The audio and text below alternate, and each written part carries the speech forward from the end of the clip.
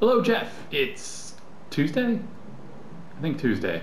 It's Tuesday. In one of your recent videos, you talked about Prefuturism. And you talked about it in... You talked about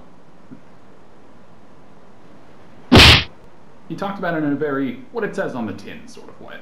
Discussing how people's concepts of and interaction with their ideas about the future have changed over the past century or so. And that was cool. But I figure if we're going to be talking about our theoretical constructs in this pseudo-public sort of way, pseudo because, well, most likely anyone watching this video either knows us personally or knows of us through someone who knows us personally, a bit of background is in order. Specifically in terms of where our idea of prefuturism comes from, which is awesome because it gives me license to talk about a bunch of things that I love talking about, like postmodernism, metanarratives, quantum mechanics, and of course, Doctor Who. So, beginning with postmodernism, to quote Jean-Francois Lyotard, simplifying to the extreme, I define postmodern as incredulity toward metanarratives. Metanarratives, also called grand narratives, being our big cultural explanations for life, the universe, and everything. They are the story of the world that we believe and that we use to explain and to justify what we believe to be true. The easiest metanarratives to spot are the ones you disagree with. See also campaigns, political. The hardest to see are the ones you subscribe to. See above. And they aren't just political. They could be religious or secular or national or generational or any combination of these or plenty of others. They can encompass an entire society or smaller subgroups thereof. They are frames for understanding and making judgments upon the world around us. So, while modernism, in continuing my trend of gross oversimplification, would focus on confronting existential crises and the power of the artist to triumph over the chaos of the world, on art as the solution, the postmodern perspective says, in general, that the idea that there is a solution, the solution, is itself the problem. The chaos is just how things are. There is not one correct perspective, one light to shine through the darkness. There is not, nor can there be, one true grand narrative through which to view the correct history of humanity. Instead, we interpret based on our perspective, and our perspective is filtered through whatever narrative that we subscribe to. I like to use the analogy of quantum superposition. For those unaware, quantum superposition states that an electron exists in all its possible states simultaneously until measured, and that the act of observing it, of measuring it, collapses that superposition into one particular result. So too with humanity. Say you have an argument between two people. Each has their own point of view. So, how many possible points of view are there? Answer: there's always one more, because not only do you have the views of the people in the argument, you have the views of the people they tell, which are influenced not only by the teller, but by the views of the listeners themselves, which are in turn influenced by whatever views they were raised in and around, whether they line up with them or be reactions against, or what have you, out and on into forever. Metanarratives gain traction because they're believed in by large groups of people, even entire cultures. That doesn't make them true, only dominant.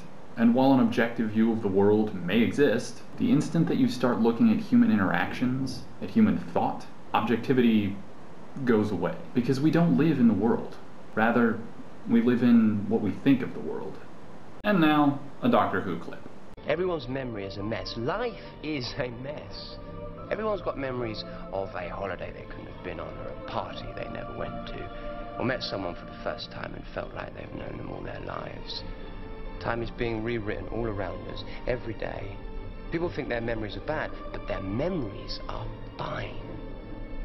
The past is really like that. Now, the Doctor means this literally, because of time travel shenanigans, but if you look at it from a more figurative perspective, it actually lines up very close with the way that I see things. The past is always in flux, because it was seen at the time by different people, through different narrative lenses. And it continues to change as we mature, as we learn more, and even as we forget. Our existence is fluid, and the best way to understand that is to accept that other people aren't living in the same world as you. In a very real way, the people that you spend all your time with might be seeing a completely different present led up to by an entirely different past. That's ridiculous. Now you're starting to get it. So yay! Nothing is real, blah blah blah, the Matrix, yada yada, moral relativism.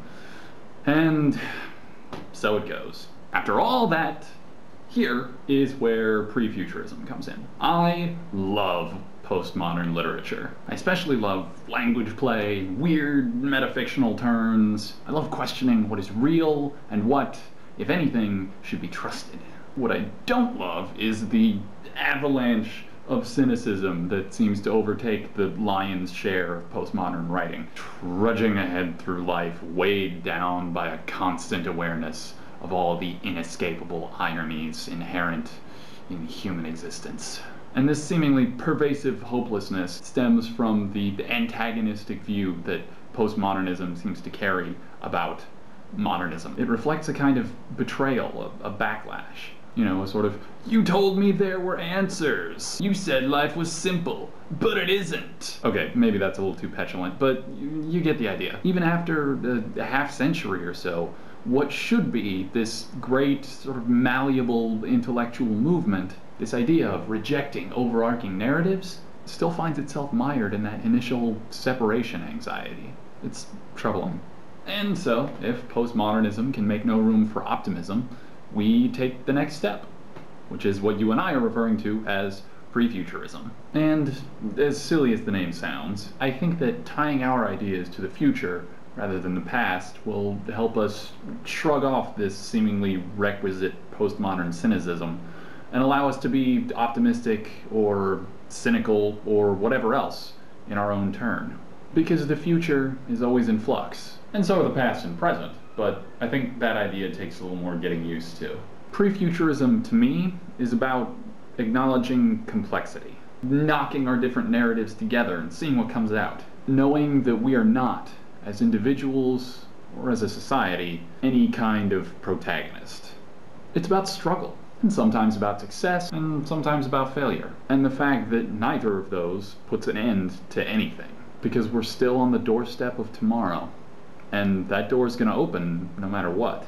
It's about how everything always sucks, except that it doesn't, and it never did, all at the same time. To paraphrase John Green, reality resists simplicity. Or something like that. Ugh, I'm about to run out of words. All I have left to say is, despite having to rush through and oversimplify a lot of complicated stuff, I hope that I made some kind of sense. I'll see you in the future.